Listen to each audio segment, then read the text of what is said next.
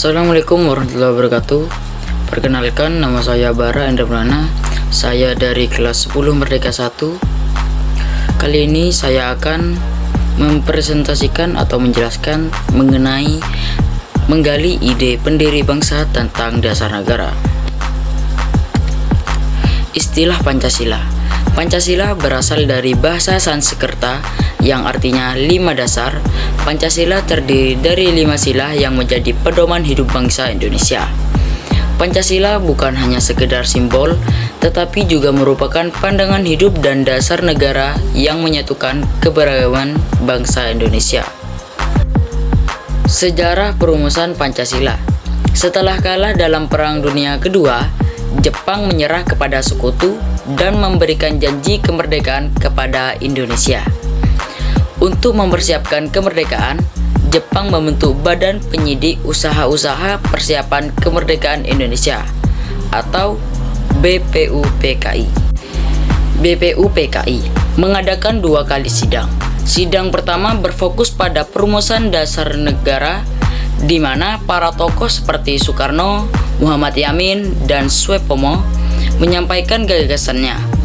Hasil dari sidang-sidang BPUPKI kemudian dirumuskan menjadi Piagam Jakarta yang menjadi dasar bagi lahirnya Pancasila sebagai dasar negara Indonesia. Sejarah perumusan dasar negara.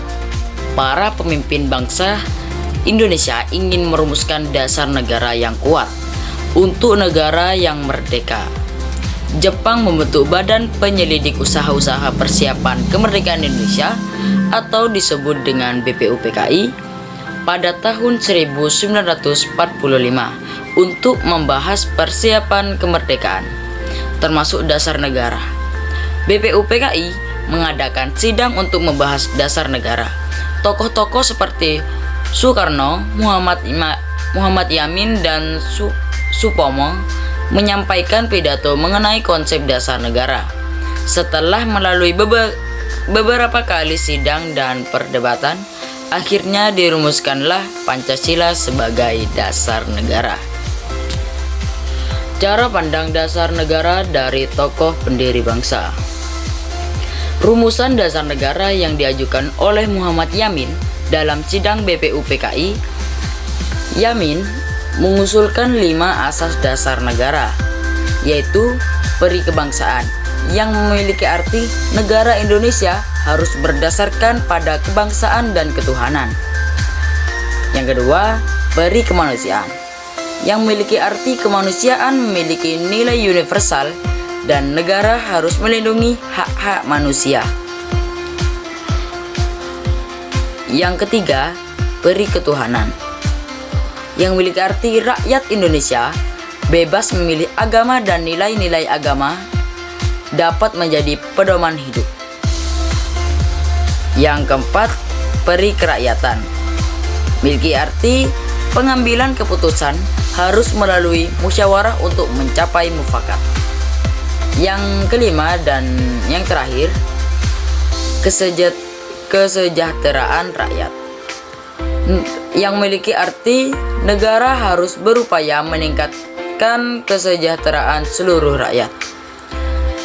Secara garis besar, Yamin menekankan pentingnya kebangsaan, kemanusiaan, ketuhanan, kerakyatan, dan kesejahteraan rakyat sebagai dasar negara Indonesia. Konsep negara integralistik yang diusulkan oleh Supomo. Poin-poin penting yang bisa diambil.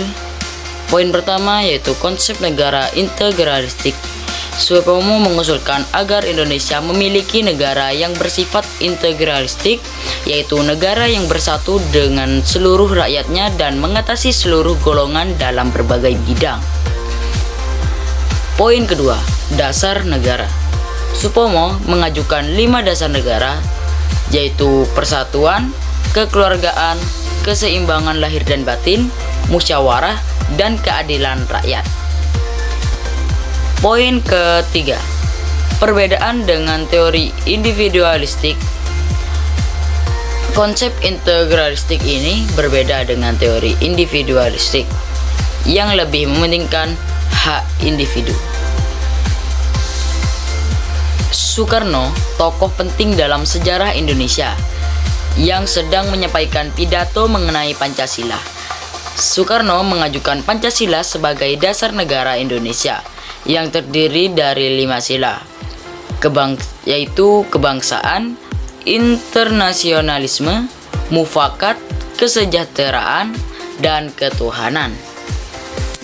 Peristiwa perubahan sila pertama dalam Piagam Jakarta, yaitu ketuhanan dengan kewajiban menjalankan syariat Islam bagi pemeluk-pemeluknya. Panitia 9 melaksanakan sidang pada 22 Juni 1945. Pada pertemuan 22 Juni 1945 dihasilkan kesepakatan dan persetujuan tentang Mukaddimah Hukum Dasar. Alinea keempat dalam Rumusan Dasar Negara yakni sebagai berikut. Yang pertama, ketuhanan dengan menjalankan syariat Islam bagi para pemeluk-pemeluknya. Yang kedua, kemanusiaan yang adil dan beradab. Yang ketiga, persatuan Indonesia.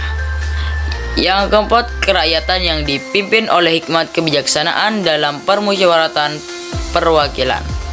Yang kelima, keadilan sosial bagi seluruh rakyat Indonesia. Sekian presentasi atau informasi yang bisa saya sampaikan.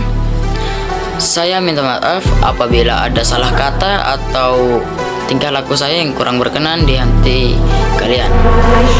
Wabillahi taufiq wal hidayah. Assalamualaikum warahmatullahi wabarakatuh.